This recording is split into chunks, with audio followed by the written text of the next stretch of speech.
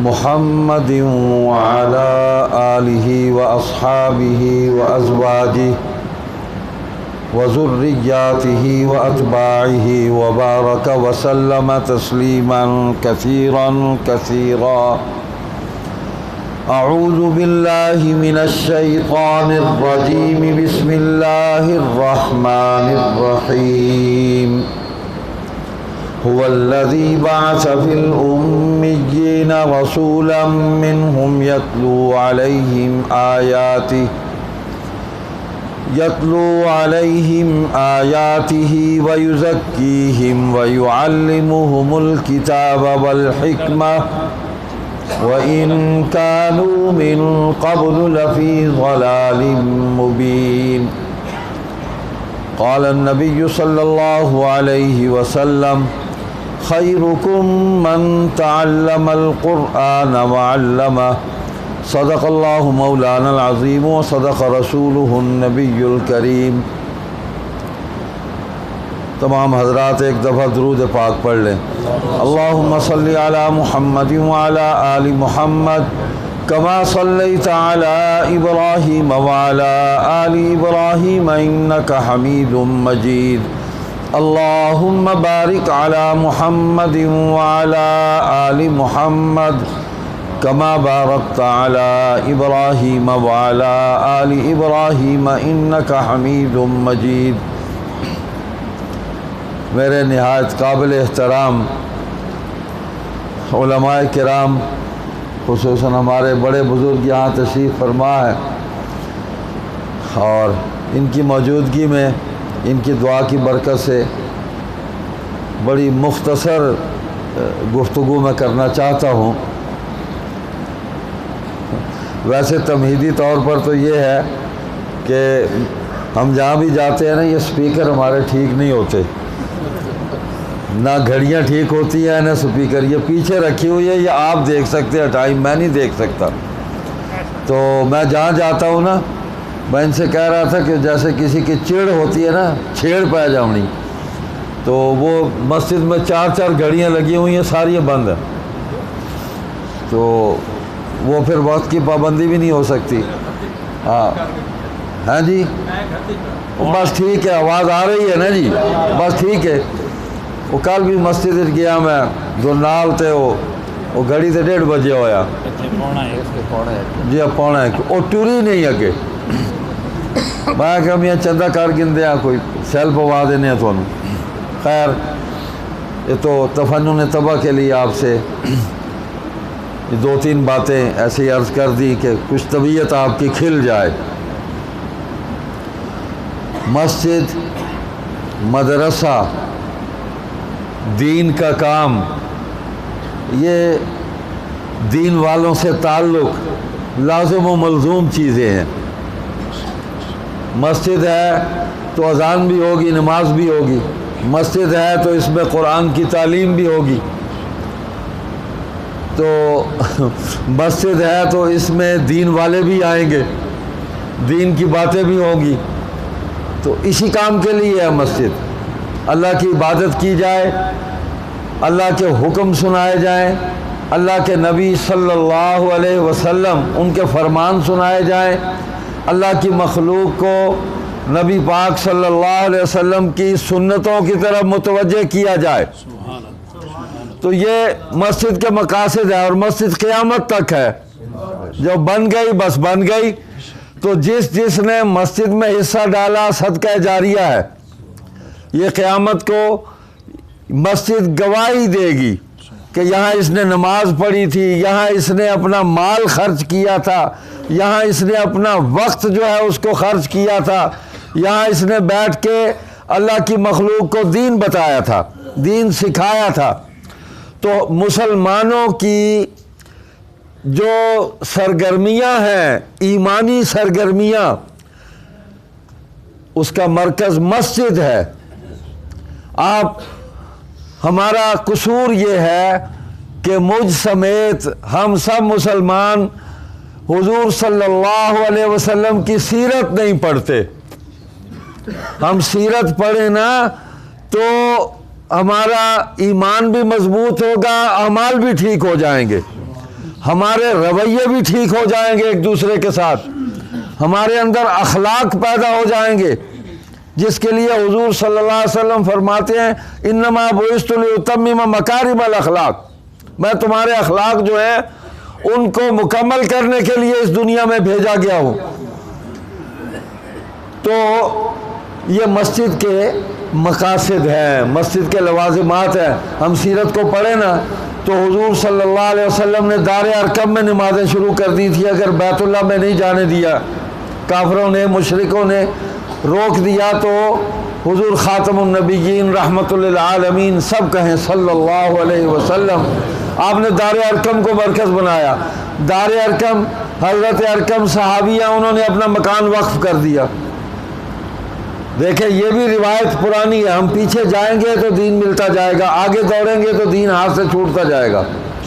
جتنا حضور پاک کے زمانے کے قریب ہوتے چلے جائیں گے اتنا ہی دین جو ہے وہ ہماری زندگی کے اندر اور زیادہ طاقت سے آتا چلا جائے گا، اور جتنا ہم اس زمانے سے دور آگے بھاگیں گے، ہم 100 سال آگے سوچیں گے تو کھانا خراب ہو جائے گا، کھانا خراب ہوگا۔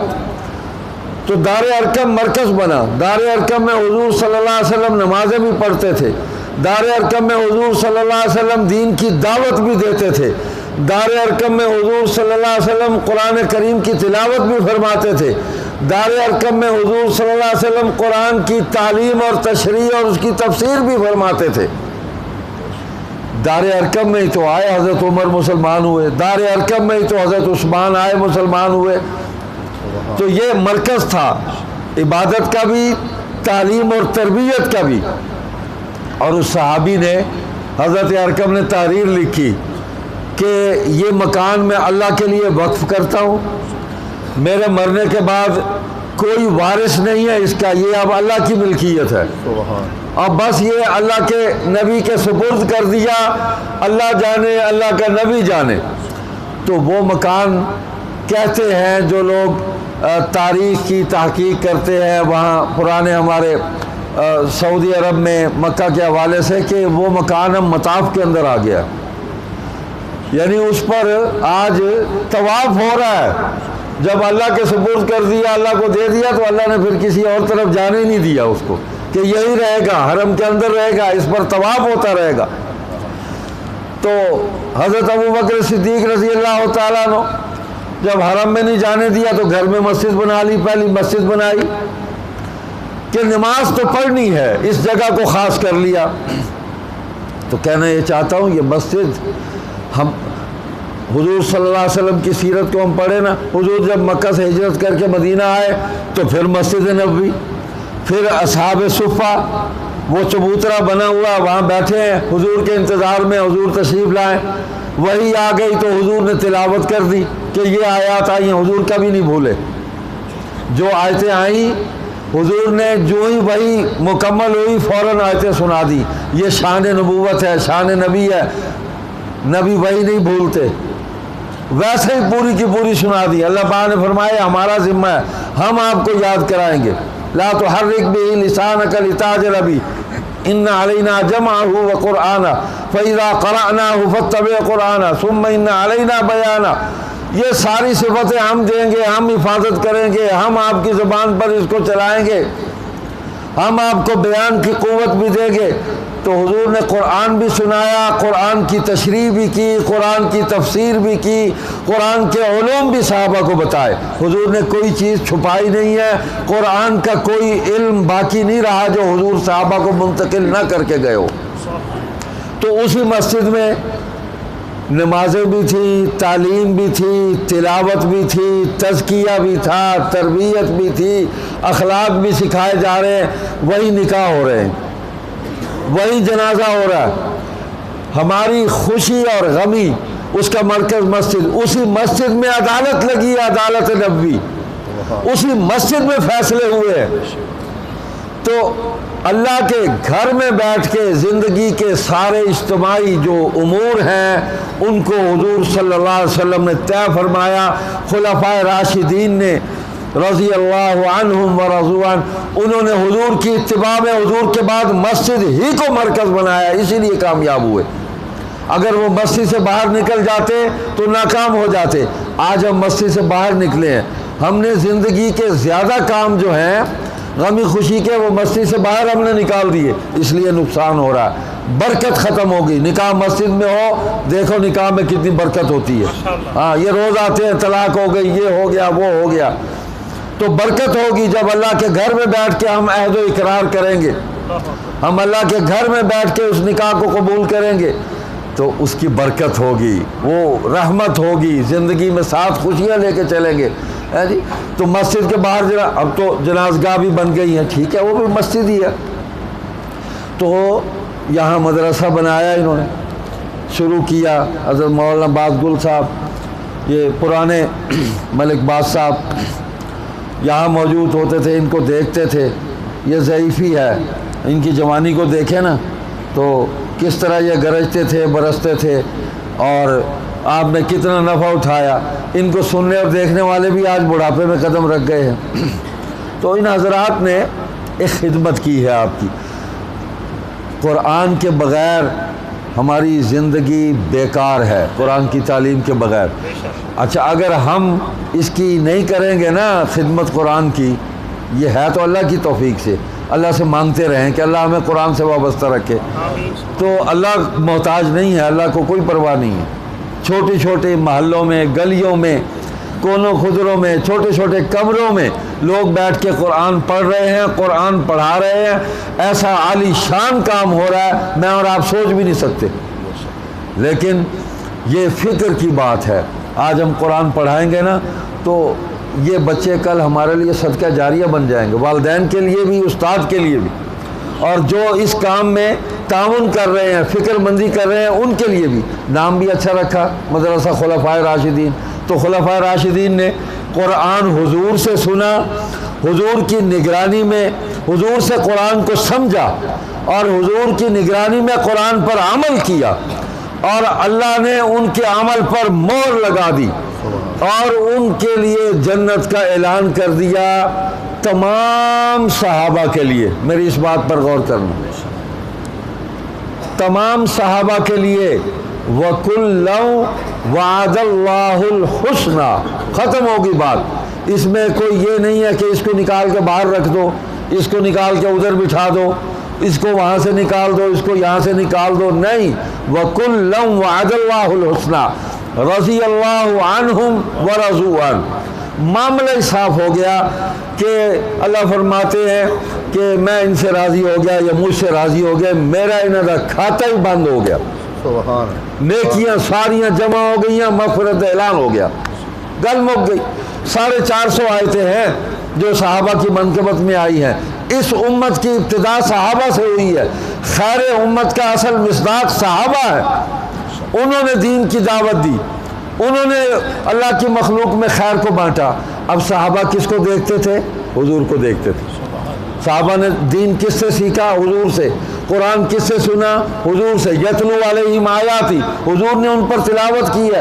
فرائض نبوت میں پہلا فریضہ ہے یتلو علیہم آیاتی. صرف سناؤ پہلے ان کو قرآن کی آیتیں, کان تو مانوس ہو, دل تو ادھر متوجہ ہو. وَيُزَكِّيهِمْ, اور پھر ان کا تزکیہ کرو, پاک کرو ان کو. حضرت حکیم الاسلام قاری محمد طیب قاسمی رحمۃ اللہ علیہ فرماتے ہیں حضور نے ایسا تزکیہ کیا صلی اللہ علیہ وسلم نے. وہ مثال دیتے ہیں کہ جی میں ایسا بانڈے نو منجائی کرنے ہیں نا جی, کوچی نال تے رگڑائی کر کر کے, منجائی کر کر کے چمکا دیتا صحابہ دے دلاں نو, چمکا دیتا حضور صلی اللہ علیہ وسلم نے. اعمال روشن کر دیتے, دل چمکا دیتے, دماغ منور کر دیتے. وَيُعَلِّمُهُمُ الْكِتَابَ, ہوں قرآن دا علم. جس ہستی پر قرآن نازل ہوا علم بھی تو اسی نے دینا تھا. دیکھیں نا آج یہاں کی آپ زبان بول رہے تھے تلگنگ کی, میں اس روانی سے نہیں بول سکتا لیکن تھوڑا تھوڑا حصہ ڈال لیتا ہوں. مولانا کو تو بہت ملکہ حاصل ہے, ان کی وہ دال والی تقریر تو پوری دنیا میں چلی ہوئی ہے. میں بھی سنتا ہوں, جس دن اداس ہوتا ہوں نا وہ لگا لیتا ہوں میں. تو عربی زبان ہے, ان کی زبان میں قرآن نازل ہوا, لیکن بہت سارے الفاظ ہیں ان کو سمجھ نہیں آتی تھی اس کا کیا معنی ہے. لغت تو بعد میں بنی ہے نا, زبان پہلے ہے, لغت بعد میں بنی ہے. قواعد صرف و نحو یہ بعد میں بنے. تو حضور سے پوچھتے یا رسول اللہ یہ بات سمجھ میں نہیں آئی, ہمیں سمجھا دیں. تو حضور پھر ان لفظوں کا معنی بھی سمجھاتے تھے, ایک کہ اس کا یہ معنی ہے, اور ہر جگہ ہر لفظ کا ایک معنی بھی نہیں ہے. قرآن کریم ایسی عظیم الشان کتاب ہے, ایسی بلاغت ہے اس کے اندر کہ ایک لفظ کا ایک جگہ اور معنی ہے, دوسری جگہ اور معنی ہے. علماء بیٹھے ہیں وہ کہتے ہیں کہ محمل بدل جانے سے معنی بھی بدل جاتا ہے. ایک لفظ حضور صلی اللہ علیہ وسلم کے لیے خاص ہے, وہاں کوئی معنی اور بنے گا. ہاں, ذنب کا لفظ اگر حضور کے ساتھ آ جائے لیغفر لک اللہ ما تقدم من ذنبک, تو حضور تو معصوم ہے, گناہ نہیں ہے, یہاں آزمائش ہے. اور ہمارے لیے آ جائے تو گناہ ہے, ہم گناہ گار ہیں. تو حضور نے معنی بھی بتلایا, مطلب بھی بتلایا. حضور صلی اللہ علیہ وسلم نے یہ بھی بتلایا کن سے محبت کرنی ہے, کن سے بغض رکھنا ہے. حضور نے انسانوں سے نفرت نہیں کی, انسانوں کے برے اعمال اور برے عقائد سے نفرت کی ہے. اور اگر کوئی دشمنی کر کے سامنے آیا تو وہ دین کی دشمنی میں آیا, اس بنیاد پر اس سے بغض اور نفرت کا اظہار کیا کہ یہ اللہ کا دشمن بن کے سامنے آیا. معیار ہے محبت کا بھی, نفرت کا بھی, بغض کا بھی. تو صحابہ کے بارے میں حضور نے فرما دیا اللہ اللہ فی اصحابی لا تتخذوهم من بعدی غرضا ومن احبهم فبحبی احبهم ومن ابغضهم فببغضی ابغضهم. ہم بچپن سے یہ خطبوں میں حدیث سنتے آئے, پڑھی بعد میں, سن کے یاد ہم نے پہلے کر لی. یہی ہوتا ہے ماحول کہ جب ہم علماء کی, بزرگوں کی باتیں سنتے ہیں نا, معنی وانا کوئی نہیں آتا لیکن لفظ یاد ہو جاتے ہیں. 5-6 سال کی عمر سے یہ حدیث سننی شروع کی خطبوں میں, اور بہت ساری دعائیں سننی شروع کی تو وہ یاد ہو گئی ہمیں. معنی اب پڑھ رہے ہیں, جب ہم قبر کے قریب ہو گئے ہیں, موت کے قریب ہو رہے ہیں, تو اب معنی سمجھ میں آ رہا ہے کہ ان کا کیا معنی ہے. ٹھیک ہے. تو حضور فرماتے ہیں کہ دیکھو میرے بعد میرے صحابہ کے بارے میں کوئی بری رائے نہ رکھنا, ان کو برا نہ کہنا. بھلا تو کہنا ہے, برا نہ کہنا, بھلا سب کو کہنا ہے. وہ دی بھلائی انہوں نے, حضور سے بھلائی لی, امت کو بھلائی دے دی, تو ان کو برا نہ کہنا اور بچنا اس کام سے.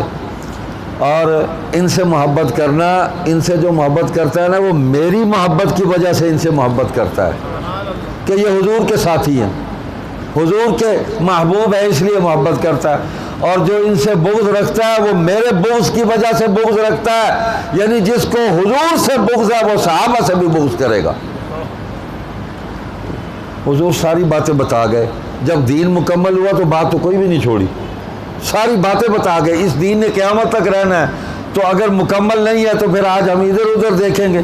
ہم امریکہ سے پوچھیں گے نماز کے مسائل, ہم برطانیہ سے پوچھیں گے حج کے مسائل, فرانس سے پوچھیں گے زکوٰۃ کے مسائل, جرمنی سے پوچھیں گے عشر کے مسائل. حد ہو گئی. ہم ان سے پوچھیں گے کہ اسلامی ریاست کیا ہوتی ہے, ریاست کو کیسے چلانا ہے, تو ہم مدینے کی طرف ہی جائیں گے, حضور کو دیکھیں گے. اور حضور کو دیکھنے والوں نے بتایا کہ حضور نے ایسے یہ کام سارے کیے ہیں. ان کی محبت کے کیا کہنے, حضور کی داڑھی مبارک کے سفید بال بھی گن کے بتا دیے کہ اتنے تھے. حضور کے دندان مبارک کا نقشہ کھین کے بتایا کہ حضور تبسم فرماتے تھے, ہماری طرح نہیں, ہم بدتمیزوں کی طرح ہنستے ہیں, منہ پھاڑ کے ہنستے ہیں. ہمارے کہکے جو ہیں وہ ہمارے ہمسائے بھی سنتے ہیں, بازار میں کھڑے ہوں تو پورا بازار ہمارے کہکے سنتا ہے. تو حضور کا یعنی ہر عمل جو ہے اس کے اندر ایک حسن ہے, حسن ہے. صحابہ کہتے ہیں حضور تبسم فرماتے تھے, کتنے اچھے. صحابہ حضور کو دیکھتے ہی رہتے تھے, نظر ہی نہیں ہٹتی تھی. اللہ اکبر. وہ بڑی عجیب بات ہے. حضرت امام اہل سنت جانشین امیر شریعت مولانا سید ابو معاویہ ابو ذر بخاری رحمۃ اللہ علیہ نے ایک مسئلہ حل کر دیا ہمارا. دیکھیں علماء سے پتہ نہیں کتنی کتابیں پڑھ کے وہ بیان کرتے ہیں, اور ہمارا 1 منٹ میں مسئلہ حل ہو جاتا ہے. میں نے حضرت قاری محمد طیب قاسمی رحمۃ اللہ علیہ کی ایک تقریر پڑھی. انہوں نے ایک حدیث بیان کی کہ حضور صلی اللہ علیہ وسلم جو ہے بہت خوبصورت تھے, بہت حسین تھے. اور حدیث میں جو حدیث بیان کی وہ یہ تھی کہ اللہ تعالیٰ نے جب کائنات حسن تقسیم کیا نا, تو آدھا حسن جو ہے وہ پوری کائنات کو دے دیا, اور آدھا حسن جو ہے وہ کس کو دیا, حضرت یوسف علیہ السلام کو. تو قاری صاحب نے اس پر نقطہ بیان کیا کہ تو حضور صلی اللہ علیہ وسلم پھر حسن کے کس درجے میں ہے؟ تو حضور قاری صاحب فرماتے ہیں کہ حضور جو ہے وہ حسن کے اگلے درجے جمال پر ہیں۔ تو اللہ خود جمیل ہے، جمال کو پسند کرتا ہے، حضور کو ایسا جمیل بنایا ہے، تو حضور جمال کے درجے پہ ہیں۔ اچھا میری سمجھ میں جمال نہیں آ رہا تھا، یہ کیا ہوتا ہے جمال؟ تو میں تقریر پڑھ رہا تھا حضرت ابوذر بخاری رحمۃ اللہ علیہ کی، انہوں نے کہا دیکھو بات یہ ہے، یوسف علیہ السلام بہت حسین تھے، تو کہتے ہیں کہ جو ان کو دیکھتا تھا نا چہرے پر نظر ٹکتی نہیں تھی، سلپ ہو جاتی تھی، ایسا ان کے حسن کا جلال تھا، ایک جلوہ تھا کہ دیکھنے والے کی نظر ایسے ہو جاتی تھی، ٹکتی نہیں تھی۔ آپ سورج کو دیکھیں نا نظر ٹکے گی نہیں، تو وہ کہتے ہیں کہ وہاں نظر ٹکتی نہیں تھی، لیکن حضور صلی اللہ علیہ وسلم کا چہرہ مبارک ایسا تھا کہ صحابہ کی نظر اس چہرے سے ہٹتی نہیں تھی۔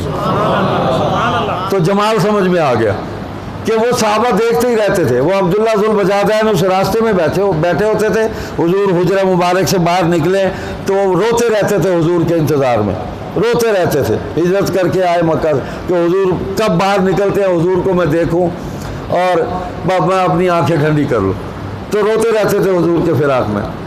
کیا کیا اب دیکھیں بات یہ ہے، حضور صلی اللہ علیہ وسلم نے جو اپنا ترکہ چھوڑا ہے نا، ترکت فیکم امرین، کتاب اللہ و سنت نبی، اللہ کی کتاب اور اپنی سنت، فرمایا لن تضلوا ما تمسکتم بہما کتاب اللہ و سنت رسول و سنت نبی، تو اس کو مضبوطی سے پکڑ لو، کبھی بھی تم گمراہ نہیں ہوگے۔ تو ایک روایت میں وعترتی بھی آیا کہ میری آل اولاد، میرا خاندان، اس کا بھی خیال کرنا، یہ بھی میرے ترکہ ہے۔ نبی مال نہیں چھوڑتا، زمین نہیں چھوڑتا، جائیداد نہیں ترکے میں چھوڑتا کہ پیچھے لڑتے نہ رہیں سارے۔ نبی دین ترکے میں دے کے گیا اور محبت ترکے میں دے کے گئے کہ یہ میری وراثت ہے، میری اولاد ہے، ان سے محبت کرنا، میرا خاندان ہے، ان سے محبت کرنا۔ تو میں نے جب حضور کی سیرت پڑھی، صحابہ کی سیرت پڑھی، مجھے ایک صحابی ایسا نہیں ملا کہ جس نے حضور کے خاندان سے محبت نہ کی ہو، ایک نہیں ملا۔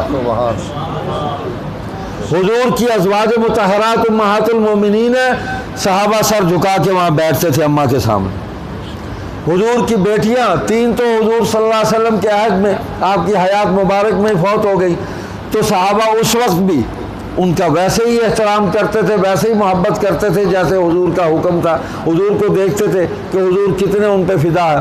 تو سیدہ فاطمہ رضی اللہ تعالیٰ عنہ ساری محبت تینوں بیٹیوں کی سمٹ کے وہ سیدہ فاطمہ کے ان کے وجود پر آ گئی، اس لیے کہ حضور کو بیٹیوں سے محبت تھی، تین فوت ہو گئی، اس محبت کا اظہار سیدہ فاطمہ سے ہی حضور کرتے تھے۔ حضور جب سفر پہ جاتے تو آخری ملاقات سیدہ فاطمہ سے کرتے رضی اللہ تعالیٰ عنہا سے، مل کے پھر آگے جاتے، واپس تشریف لاتے تو پہلی ملاقات سیدہ فاطمہ رضی اللہ تعالیٰ عنہا سے کرتے۔ آپ ان کے گھر آتے، پہلے حسنین کریمین وہاں کھیل رہے ہوتے، اٹھا لیتے، چومتے، کھیلتے ان کے ساتھ، پھر اپنے گھر تشریف لے جاتے۔ مولانا محمد نافع رحمۃ اللہ علیہ نے ایک واقعہ لکھا سیرت حسنین کریمین میں، اللہ اکبر، کہ حضور تشریف لائے اسی طرح سفر سے واپس، تو باہر حسنین کریمین کھیل رہے تھے، تو حضور کی نگاہ پڑی، تو ساتھ ہی دروازے پر ایک پردہ تھا، اس پر بھی نگاہ پڑی۔ حضور نے کچھ نہیں کہا، خاموشی سے آگے چلے گئے، گھر نہیں گئے، اپنے گھر چلے گئے۔ تو سیدہ فاطمہ رضی اللہ تعالیٰ عنہا سے جا کے دونوں حضور کے شہزادوں نے، حضور کے پھولوں نے، ہاں حضور کے پھولوں نے جا کے عرض کیا، اماں جی آج نانا ابا جی آئے تو وہ بس ہمیں دیکھ کے آگے چلے گئے، نہ ہمیں پیار کیا، نہ ہمیں اٹھایا، نہ گھر آئے۔ تو وہ بھی تو بنت رسول اللہ تھی رضی اللہ تعالی عنہا، ان سے زیادہ حضور کے مزاج کو کون سمجھ سکتا تھا؟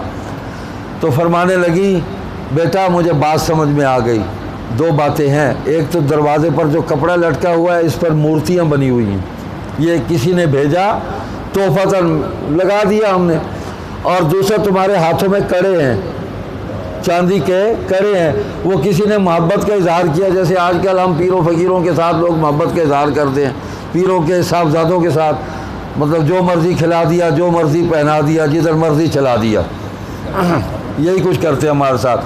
تو وہ پہنا دیے. تو فرمانے لگی کہ اس وجہ سے حضور صلی اللہ علیہ وسلم جو ہے وہ متوجہ نہیں ہوئے, آگے چلے گئے. ان کا میرے بیٹو یہ اتارو. وہ دونوں اتارے, کڑے رومال میں رکھے, پردہ اتار کے جلا دیا. پردہ جلا دیا, دونوں کڑے دیے کہ اب جاؤ نانا کے پاس جا کے سلام کرو گھر.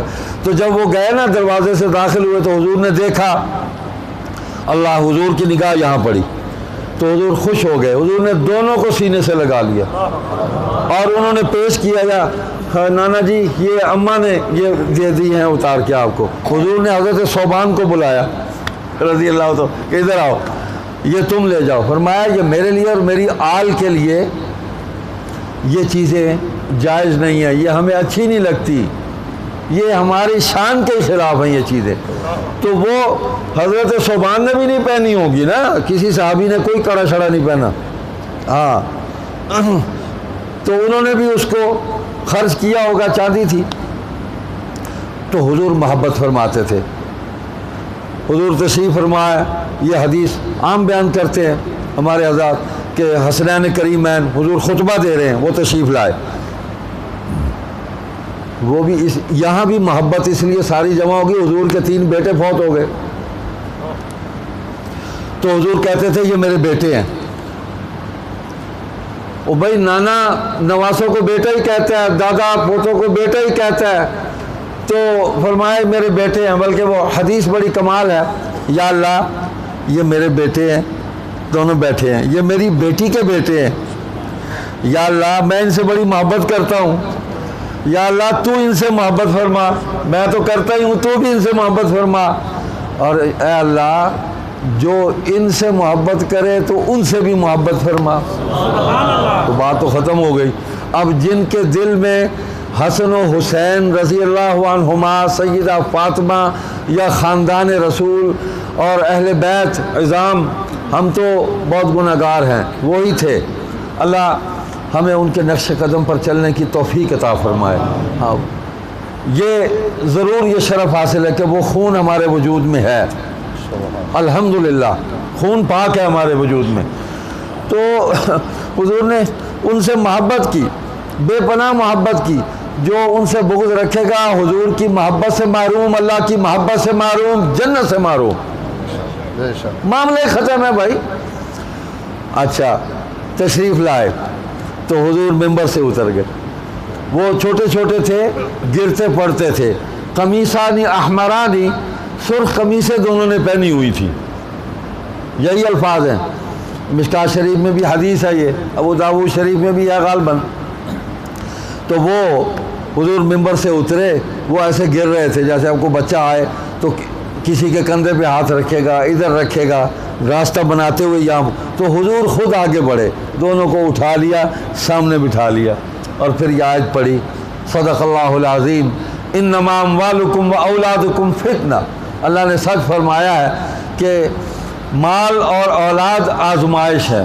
دیکھیں یہاں یہ فتنے کا لفظ حضور نے جب بیان فرمایا کن کے لیے, تو یہاں آزمائش اور امتحان بن گیا. یہ فتنہ میرے اور آپ کے لیے کہیں آ جائے تو مانا کچھ کا کچھ ہو جائے گا, اللہ معاف فرمائے. ٹھیک ہے نا. تو آزمائش. تو حضور نے سامنے فرمایا کہ میں ان کی محبت میں بے قرار ہو کے مجھے سامنے اترنا پڑا اور ان کو اٹھانا پڑا, مجھے اتنی محبت ہے. تو بیٹوں کی ساری محبت ان میں آ گئی. حضرت عمر رضی اللہ تعالیٰ عنہ بڑی محبت فرماتے تھے, بہت زیادہ. اللہ اکبر, کیا کیا باتیں بتائی جائیں. یعنی معروف ہے کہ وہ کچھ چادریں آئیں تقسیم کی, اور فرمایا کہ حسنین کریمین کو دیکھا کہ ان کو نہیں چادر دی, ان کا ان کی شان کے لائق کوئی نہیں تھی. تو وہ یمن سے نئی پھر منگوائیں اور کہا کہ پہنو. جب انہوں نے پہنی کہا اب میرا دل خوش ہوا. میں بڑا عجیب واقعہ پڑھ رہا تھا. حضرت عبداللہ بن عمر روایت کرتے ہیں رضی اللہ عنہما کہ چونکہ حضرت علی رضی اللہ تعالیٰ عنہ کی بیٹی حضرت عمر کے نکاح میں تھی, سیدہ ام کلثوم ان کے نکاح میں تھی. تو حضرت حسین اپنی بہن سے ملنے کے لیے ان کے گھر آئے. تو دروازے پر عبداللہ بن عمر نے یہ کہہ کر واپس کر دیا کہ اس وقت کوئی میٹنگ چل رہی ہے, کوئی مشورہ ہو رہا ہے. اب مجھے یاد نہیں کہ کن کے ساتھ اتر گیا ذہن سے، تو مجھے بھی اندر جانے کی اجازت نہیں ہے، تو پھر آپ دوبارہ آئیں، واپس چلے گئے۔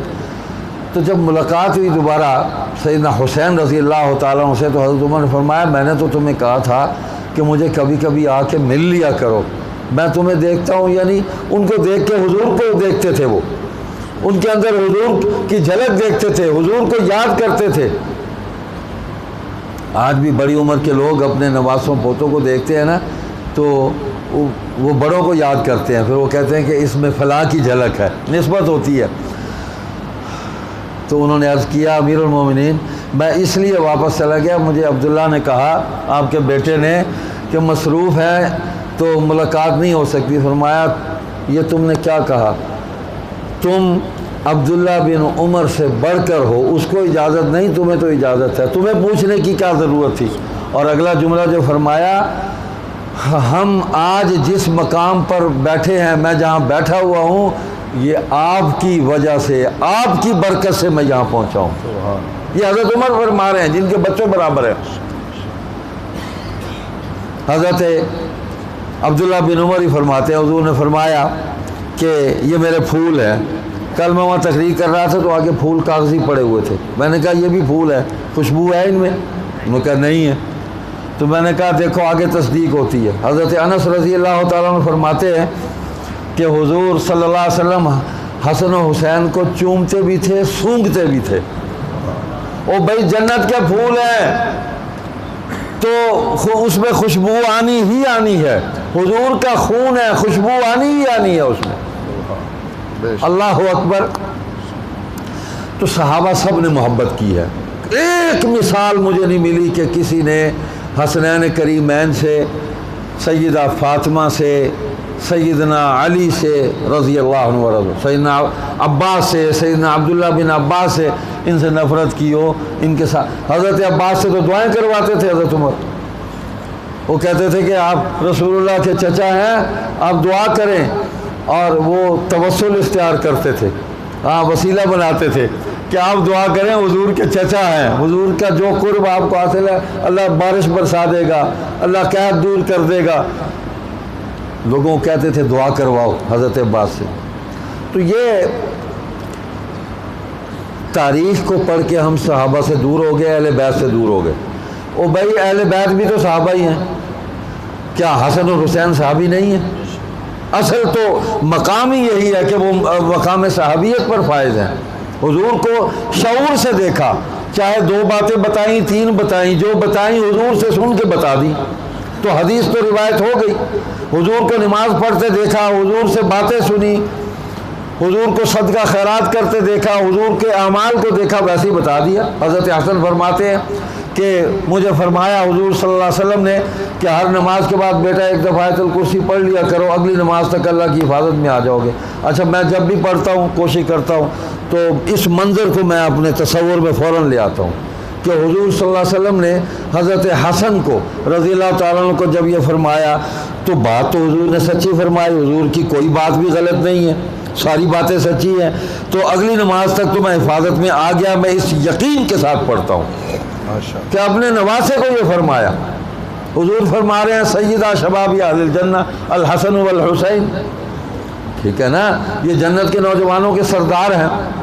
تو بھی اب ہم یہاں مطلب ہے کسی کو اگر تکلیف ہوتی ہے تو بھئی ہوتی رہے، ہمیں تو بڑی خوشی ہوگی، بڑی خوشی ہے ہمیں۔ کون ہے جو ان کے خون سے بھی ہو اور پھر استغفر اللہ ان کا بوجھ بھی دل میں رکھے؟ یہ تو ہے۔ بس مختصر بات یہ ہے، دیکھیں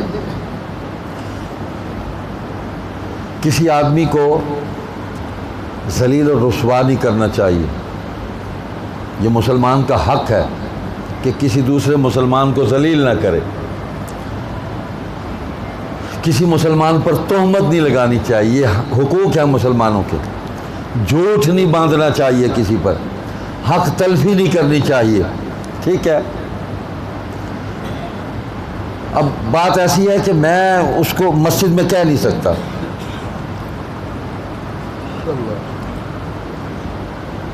میں ددھیال سے حسینی ہوں، میرا ددھیال جو ہے وہ حسینی ہے، سیدنا حسین سے شجرہ ملتا ہے، اور میں اپنے ننیال سے حسنی بھی ہوں حسینی بھی ہوں۔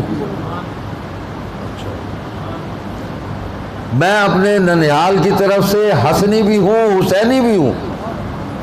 ہمارا جنکشن ہے شجرے کا سیدنا پیران پیر عبد القادر جیلانی رحمۃ اللہ علیہ، تو وہ نجیب الطرفین ہیں، حسنی بھی ہیں حسینی بھی ہیں۔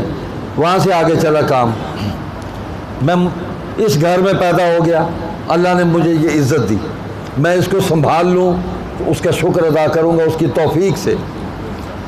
بھائی کوئی بدبختی ہوگا جو اپنے اجداد کو برا کہے یا ان کے بارے میں بغض رکھے دل میں، بدبختی ہوگا نا، بد نصیبی ہوگا، بلکہ کمینہ ہوگا کہ جو اپنے بڑوں کے بارے میں برا خیال دل میں رکھے، ان کا بغض رکھے۔ کہ جی سید عطاء اللہ شاہ بخاری رحمۃ اللہ علیہ کے عقائد تو ٹھیک تھے، ان کے بیٹوں کے عقائد بڑے خراب تھے، یہ گفتگویں ہیں تقریروں میں، اور جس شکل و صورت کے لوگ یہ گفتگویں کر رہے ہیں مجھے تو ترس آتا ہے، میں ان کے لیے بھی ہدایت کی دعا کرتا ہوں کہ اللہ ان کو ہدایت دے دے، اس تہمت سے وہ باز آ جائیں اور قیامت کے دن ہم اور وہ دونوں جنت میں اکٹھے ہو جائیں۔ جس طرح سیدنا علی رضی اللہ تعالیٰ عنہ کو وہ حدیث سنائی تھی کسی نے کہ حضور صلی اللہ علیہ وسلم نے فرمایا تھا کہ وہ جب حضرت معاویہ بیٹھے تھے تو ایک پہلوان آیا، آپ ہی ہیں، ایک پہلوان آیا، اس نے حضور سے کہا مجھ سے کشتی کر لو۔ یہ حضرت شاہ ولی اللہ رحمۃ اللہ علیہ نے نقل کی ہے ازالۃ الخفا میں، مناقب سیدنا علی والے باب میں چوتھے حصے میں، اور حضرت سید نفیس الحسینی رحمۃ اللہ علیہ انہوں نے اس کا ترجمہ بڑے اہتمام سے شائع کیا، اس میں یہ حدیث موجود ہے کہ حضرت معاویہ بیٹھے تھے، ایک بندہ آیا، اس نے پہلوان تھا، حضور مجھ سے کشتی کر لیں۔ حضور نے فرمایا معاویہ ذرا اے دن کشتی کرنا، میرے نہ لڑن آ گیا، پہلے میرے شگرد میں تو ڈھا۔ حضرت معاویہ اٹھے تو آنن فانن اس کو چت کر دیا، تو وہ بڑا پریشان ہو کے اٹھا کہ ایسا معاملہ تو میرے ساتھ زندگی بھر نہیں ہوا۔ اس کو کیا پتا تھا کہ نگاہ نبوت ہے ساتھ، تو جب وہ گرا نا وہ پہلوان، تو حضور نے فرمایا جا معاویہ آج کے بعد تجھے کبھی شکست نہیں ہوگی۔ حضرت علی نے جب یہ حدیث سنی کہتا ظالم مجھے کبھی تو پہلے سنا دیتا، خدا کی قسم میں کبھی معاویہ سے نہ لڑتا۔ حضور نے جب فرما دیا اس کو شکست نہیں ہونی تو میں کیوں اس کو شکست دے سکتا؟ نہیں دے سکے، صلح ہی ہوئی، لڑائی بھی حضرت علی نے خود کی، صلح بھی خود ہی کی۔ ہم کون ہوتے ہیں درمیان میں فیصلے کرنے والی؟ ہماری اوقات کیا ہے؟ بھائی وہ بڑے تھے، آپس میں انتظامی معاملے میں اختلاف ہوا، دین پر نہیں، قصاص عثمان صلح بھی کر لی۔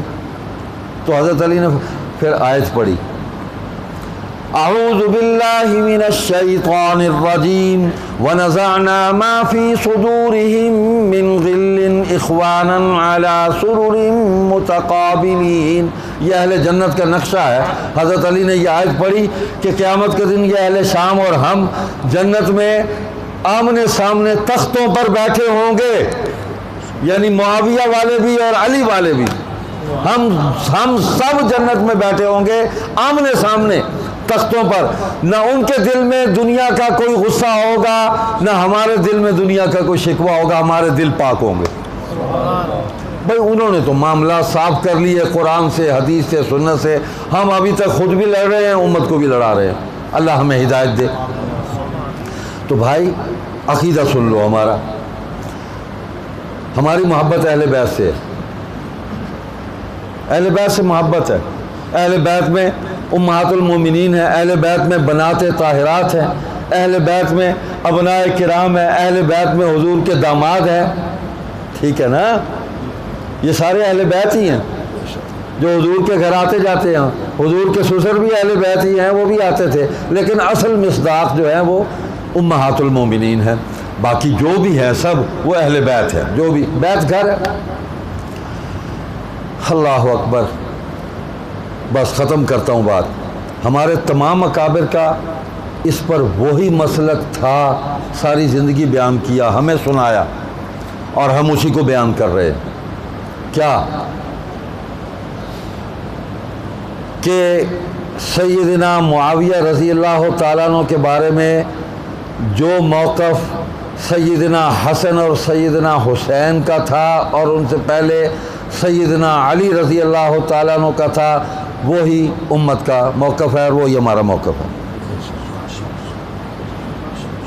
سیدنا حسین اور حسن کا، سیدنا علی کا جو موقف سیدنا حسین معاویہ کے بارے میں تھا، ان کی بیعت کی جا کے دونوں نے، ٹھیک ہے، ہمارا بھی وہی موقف ہے، ہم حسن اور حسین کے ساتھ ہیں۔ ختم ہوگی بات۔ واقعہ کربلا شروع ہونے سے پہلے سیدنا حسین مدینہ سے چلے، جو موقف اختیار کیا 100% حق، عین حق۔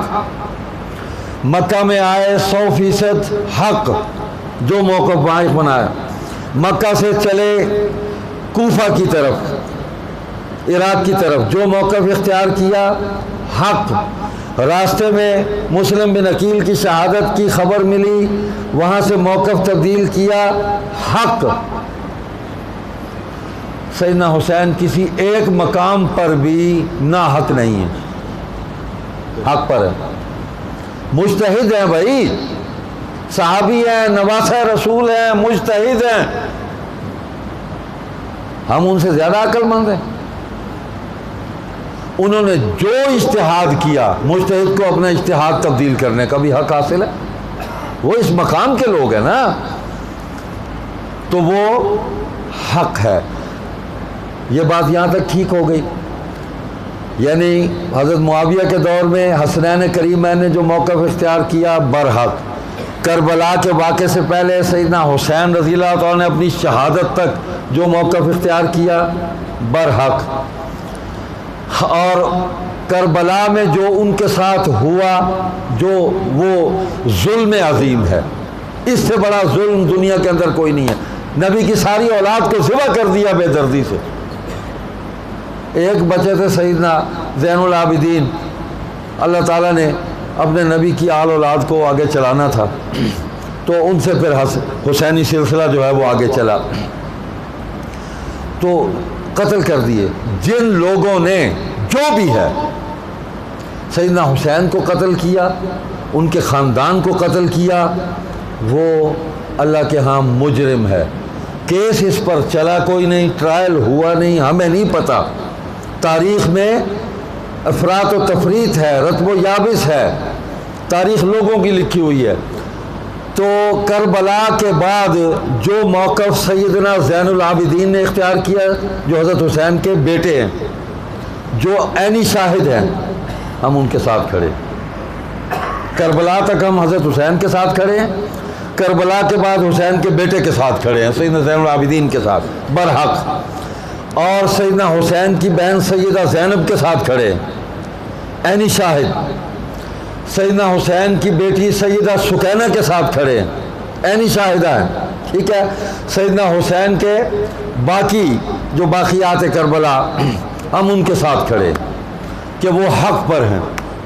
جنہوں نے ظلم کیا وہ اللہ کے ہاں مجرم ہے، ہم کہیں نہ کہیں اللہ کی طرف سے ان پر پھٹکار اور لعنت پڑتی رہے گی۔ بڑا خوفناک جرم انہوں نے کیا ہے، تو اللہ کے ہاں پکڑے جائیں گے نا، پکڑے گئے۔ اب اس کے بعد کیا ہے، یہ تو تابعین کا اب دور آگے آ گیا۔ تو حضرت امام اعظم ابو حنیفہ رحمۃ اللہ علیہ کے ہم مقلد ہیں، ٹھیک ہے، انہی کی فقہ کو مانتے ہیں، جو موقف انہوں نے اختیار کیا ہم اس پر ہے۔ ان کی فقہ کے سب سے بڑے شارح حضرت ملا علی قاری رحمۃ اللہ علیہ، شرح فقہ اکبر میں سارا موقف لکھ دیا۔ فقہ الاکبر میں امام ابو حنیفہ نے لکھا، شرح میں ملا علی قاری نے لکھا۔ ہم مقلد ہیں فقہ کے اندر بھی، اور یہاں بھی جو انہوں نے موقف اختیار کیا کہ خاموش ہو جاؤ، ہم چپ ہے، اللہ کے سپرد معاملہ۔ لیکن حسین سے محبت جو ہے اس پر خاموشی نہیں ہو سکتی۔ شہدائے کربلا، ان کی مظلومیت پر جو خاموشی نہیں ہو سکتی، ہم ان کے ساتھ کھڑے ہیں۔ ظلم ہوا ہے، جس نے کیا مجرم ہے، سزا دینی چاہیے تھی، نہیں دی۔ میں تو نہیں پکڑ سکتا، تمہارے ہاتھ میں کہیں آ جائے وہ مجرم تو بھائی اس کی بوٹیاں نوچ لو، میرا کیا کوئی مسئلہ ہے اس کے ساتھ؟ میں نے نہ اس سے کوئی جائیداد لینی ہے، نہ اس سے کوئی پیسے لینے ہیں مجھے۔ ہاں، میں الحمدللہ یہ فقر جو ہے نا، یہ ہمارے خون کا اور ہمارے خاندان کا یہ امتیاز ہے یہ. ہاں، علی کے گھر میں بھی فقر تھا، سیدہ فاطمہ کے گھر میں بھی فقر تھا. مجھے کچھ نہیں لینا کسی سے، اللہ نے مجھے کسی کا محتاج نہیں کیا ہوا. روٹی مل جاتی ہے، وعدہ کیا ہوا اس نے، کپڑے بھی مل جاتے ہیں. خیر، تو امام اعظم کا مقلد ہوں اس موقف جو انہوں نے اختیار کیا کہ خاموشی اختیار کرے. ہمیں حالات کا مکمل ادراک نہیں ہے، کیا ہوا کیا نہیں ہوا، کس نے کیا کردار ادا کیا.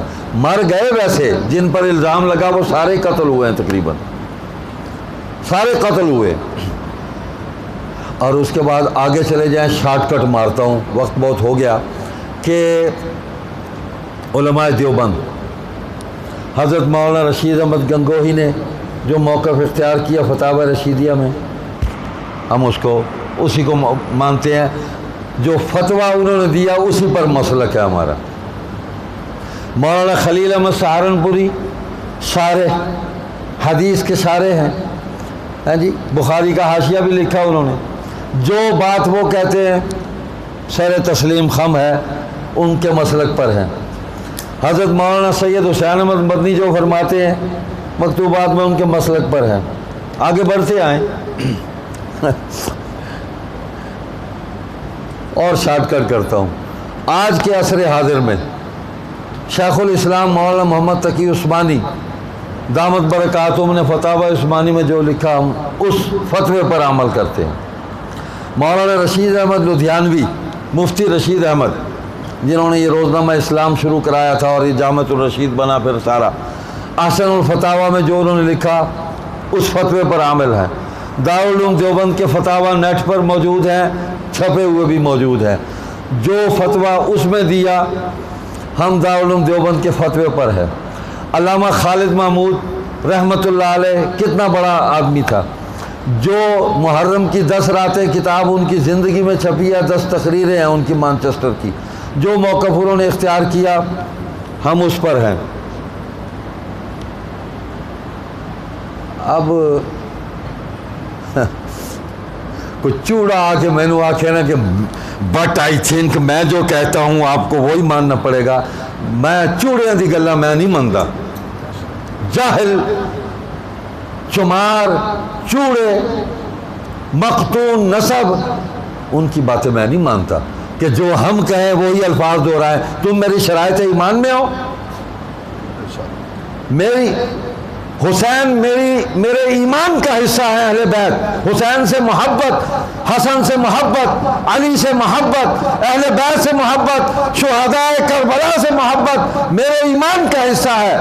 یزید ایمان کا حصہ نہیں ہے، وہ تاریخ کا حصہ ہے بھائی. حضرت پیر جی سید المحمد بخاری رحمۃ اللہ علیہ نے فرمایا تھا کہ میں تاریخ پر ایمان کو ترجیح دیتا ہوں.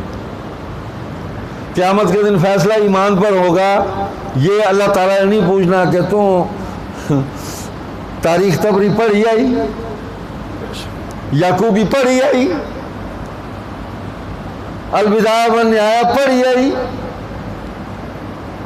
اس پر تو فیصلہ نہیں ہونا. فیصلہ ہونا ہے کہ قرآن تیرے سامنے تھا، حدیث تیرے سامنے تھی، سنت تیرے سامنے تھی، اجماع امت تیرے سامنے تھا. پھر تو ادھر کیوں گیا، ادھر کیوں گیا؟ تو میں چمگادڑوں، چوڑوں، چماروں کی باتیں میں نہیں مانتا. ہدایت کی دعا ضرور کرتا ہوں میں. یہ میری آخری بات ہے. تو یہ جو بک بک ہو رہی ہے نا پورے ملک میں، یزیدی یزیدی یزیدی یزیدی، بھائی کیا بکواس کرتے ہو؟ میں حضرت حسین سے نفرت کروں گا؟ تصور کر سکتے میں جہنم میں جانا ہے؟ مولوی بیوی چھوڑ دینا، مسجد نہیں چھوڑے نا. ٹھیک ہے، اب میں ملفوف کر کے بات کر دیتا ہوں. مولوی کو مسجد چھڑواونی ہوئے نا تو اس تے کھوبے دا کیس پا دیو. مولوی راتی سامان چاہ کے نس ویسی مسجد ہی چو کھوبے دا کیس پا دیو مولوی تے، مولوی نس ویسی مسجد ہی چو. انہیں ساڑے نال بھی انجے کیتا کہ بھئی ساڑے تے یزید پائے انہیں. عطا اللہ شاہ بخاری کو تے انتقام نہ لے سکے. ایک بڑے عالم نے میں نے اس گل کی تھی, وہ عالمی حیات ہے. انہوں نے آکھا اے جڑے مولوی ودے نہ ٹر کریں دے, انہیں دے بڑے جڑے عطا اللہ شاہ بخاری کو تے انتقام نہ لے سکے. بندہ ترکڑا آئی تے وہ جڑا اس کو نہیں لے سکے نا, انہوں دی اولاداں اگو عطا اللہ شاہ بخاری دی اولاد کو انتقام لے لیا. انہیں پایا سارے ہوتے یزید. اچھا میں ایک ساڑا برا مولوی ہے, میں اس نے آکھیا میں کیا خدا دے بندے آ تساں یہ کام بھی ساڑے نال کر کے ویکھ لیا بھی یزید ساڑے تے پایا, لیکن اللہ سانو بچایا بھی ساڑے گھروں نہیں نکلیا, تواڈے گھروں برآمد ہویا. تساں مدعا ساڑے تے پایا تے نکلیا تواڈے گھروں.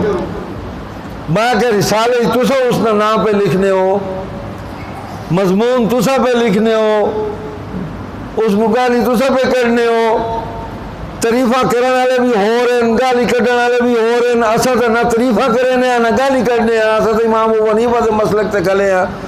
ماشاءاللہ. تے یزید ساڑے تے پایا نے تے نکلیا تواڈے گھروں. ہن اے دسو بھی تساں یزیدی ہوئے یا میں ہویا؟ میں تے کوئی نہیں, میں حسینی ہوں.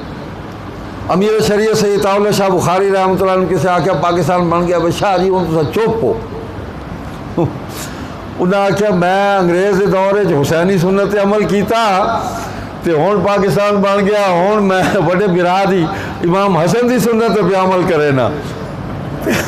تے میاں سانو جڑے موقع ملیا اساں چلنا حسن تے حسین نہ لیے. جیڑا جے تو زندہ ہے نا جی, زندگی ہے تے حالات تو بدلتے رہنے نا. تے کسی ویلے حسینی ہو جیسا, کسی ویلے حسنی ہو جیسا, اس تو باہر ایسا کوئی نہیں نکل دے. کھلونا ایسا اچھا ہی ہے اسے کا اپنا گھر چھوڑ جاؤ. کملا ہوتا ہے جڑا اپنا گھر چھوڑ جاوے, اس کو وڈا بھی کوئی بے وقوف ہوتا ہے. میں اپنا گھر چھوڑ بنجا تواڈے آکھن نال, تواڈے پلوتے کڈن نال, گالی کڈن نال, تہمتاں لاون نال, تانے مارن نال, بک بک کرن نال میں اپنا گھر چھوڑ بنجا؟ لا حول ولا قوت الا باللہ. میں اپنے گھر چاہ میں نہیں چھڑے نا. میں انہیں سارے بزرگوں کے نال جنہوں نے میں نام گنوائے, حالے لسٹ بڑی لمبی ہے. وقت کے دی موقع ملیا تو میں جنہیں بزرگوں کے نام لیا نا انہیں دی کتابیں پڑھ گنا ہے. میں کوئی گل نہیں کرے نا, یا انہیں بزرگوں گل نہیں کڈو یا انہیں جو لکھیا اس کو صحیح منو. بس اللہ سبحانہ و تعالی ساڑے دلوں میں اہل بیت دی محبت, تمام صحابہ دی پوری جماعت دی محبت جڑی ہے اس کو ہمیشہ قائم اور دائم رکھے. سیدنا حسین رضی اللہ تعالیٰ دی محبت ساڑے دلوں میں ہمیشہ قائم رہے. اس گھرانے دی محبت قائم رہے, پورے گھرانے دی. ہاں آل حارث, جی آل عباس, آل عقیل, آل جعفر, آل علی, یہ پانچ نا جی سادات دی شاخاں قریش دیا. حضور صلی اللہ علیہ وسلم فرمایا بھی انہوں صدقہ زکات دینا حرام ہے, ساڑے واسطے حرام ہے. تے اللہ سانو حرام مال تو بھی بچاوے. بس بھائی وقت ہو گیا, نماز کا بھی وقت